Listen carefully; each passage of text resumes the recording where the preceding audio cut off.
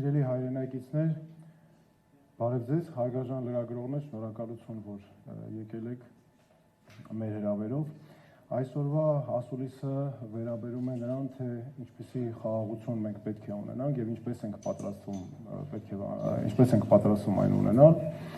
Եվ այս ասուլիսի ընթացքում ես կներկայացնեմ անվտանգության, Հայաստանի անվտանգության համակարգի եւ զինված ուժերի բարեփոխման մեր ծրագիրը։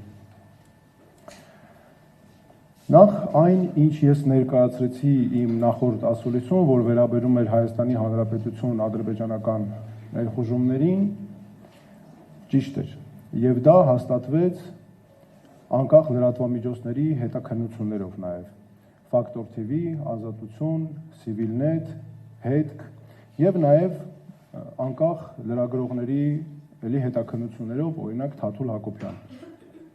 Դրանով մենք ապացուցեցինք նաեւ, որ Նիկոլ Փաշինյանը եւ քաղաքացիական պայմանագիր կուսակցությունը, այս իշխանությունը ստում է եւ գաղտնի ու թաքուն է պահել մեզանից այս ներխուժումների վերաբերյալ փաստերը։ Այս համերով հանդերձ բազմաթիվ են մեր հասարակությունում հարցերը, իրավացի հարցերը, որ քննադատելուց խնդիրները ներկայացնելուց զատ պետք են նաեւ լուծումներ։ Եվ հիմա նաեւ ես կներկայացնեմ այն լուծումները, որոնք պետք է մեզ բերեն իրական խաղաղություն։ Մենք ունենք հաստատված 6 քայլ մեր մասնագիտական հետազոտություններով, այդ 6 քայլը ես հիմա կներկայացնեմ։ Առաջինը, մեր պաշտոնավարման առաջին իսկ օրը ստեղծվելու է հատուկ ռազմական բարեփոխումների հանձնաժողով վարչապետի Նարընթեր, որին կտրվի 6 ամսվա մանդատ, որպեսզի ներկայացնի հստակ ծրագիր։ Հանձնաժողովը կունենա նաև ընթացիկ վերահսկողության գործառույթ։ Երկրորդ, հանձնաժողովին կտրվի նաև հստակ ժամկետներ եւ հաշվետվողականություն, որպեսզի մենք կարողանանք ցույց տալ, թե ինչպես կարող ենք եւ հանձնաժողովի մանդատը կլինի ցույց տալ, ինչպես կարող ենք ունենալ զսպման կարողություններ, մեր լիարժեք կարողություններ մեր պաշտոնավարման առաջին տարվա ավարտին, ինչպես հասնել ռազմական հավասարակշռության մեր հարևանի հետ մեր պաշտոնավարման առաջին ժամկետի ավարտին։ Եվ իհարկե այս գլխավոր հարցերից է լինելու ինչպես բարեփոխել եւ արդիականացնել մեր բանակը, որպեսզի մենք ունենանք մոբիլ բանակ, որը կարող է նաեւ տեղերում ունենալ լիարժեք կարողություններ տեղերում ակնթարթային որոշումներ կայացնելու։ Երրորդ, պետական ներդրումները անվտանգության բնագավառում։ Մինչև այս հանձնաժողովի կողմից ծրագրի ներկայացումը անհապաղ փոփոխություն կարվի օրենքում եւ օրենքի մակարդակով կամրագրվի, որ բանակի ֆինանսավորումը եւ մեր պաշտպանական ծախսերի ֆինանսավորումը չի կարող լինել հնայի 8%-ից ցածր։ Սա նշանակում է, որ մեր պաշտոնավարման առաջին տարվան հաջորդող տարուց սկսած մենք բանակի բյուջեն կավելանա 1 միլիարդ ԱՄՆ դոլարով։ Դրանից բացի այս գումարից $500 միլիոն,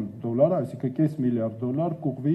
ռազմաարդյունաբերական ծախսերին եւ ռազմաարդյունաբերական համալիրի զարգացմանը, տեղական կազմակերպություններից նաեւ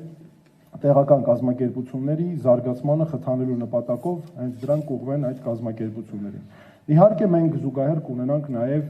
անհապաղ ձեռնամուխ կլինենք տեղական ռազմաարդյունաբերական կազմակերպությունների կարողությունների զարգացմանը։ Մյուսը մեր անհապաղ քայլերից է լինելու համապարփակ անվտանգության համակարգի իրագործումը, ներդնումը եւ իրագործումը։ Սա նշանակում է, որ ճգնաժամային իրավիճակներում մեր երկրում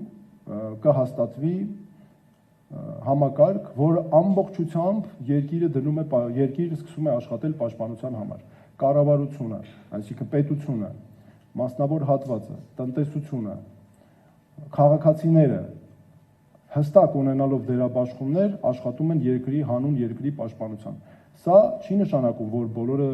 զենք են վերցնում գնում են բանակ իհարկե, սա նշանակում է, որ ամենը գիտի հստակ իր դերը եւ իրականացնելու է այդ դերը, այլ ոչ թե զբաղվելու է ինքնագործունեությամբ կամ ստիպված լինի պետության կառավարման որևէ քաղաքականության բացակայության պատճառով մարդիկ ստիպված են լինում իրենք ուղիներ որոնել, որպեսզի օգնեն մեր բանակին, օգնեն մեր պաշտպանությանը։ Եվ օրինակ կարող եմ բերել, օրինակ պետությունը պետք է հստակ հաշվառված իմանա, ասենք որևէ քաղաքում կա օրինակ ենթադրենք կոշիկ կարելու հնարավորություն ունեցող կազմակերպություններ կամ հացի փուռ ենթադրենք եւ նրանք բոլորը պետք է հստակ ծրագրված իմանան, որ օրինակ ճգնաժամային իրավիճակներում կամ աստված չանի որևէ պատերազմի ժամանակ նրանք բոլորը միանգամից ձևափոխում են աշխատանքը եւ աշխատում են արդեն հանուն երկրի պաշտպանության։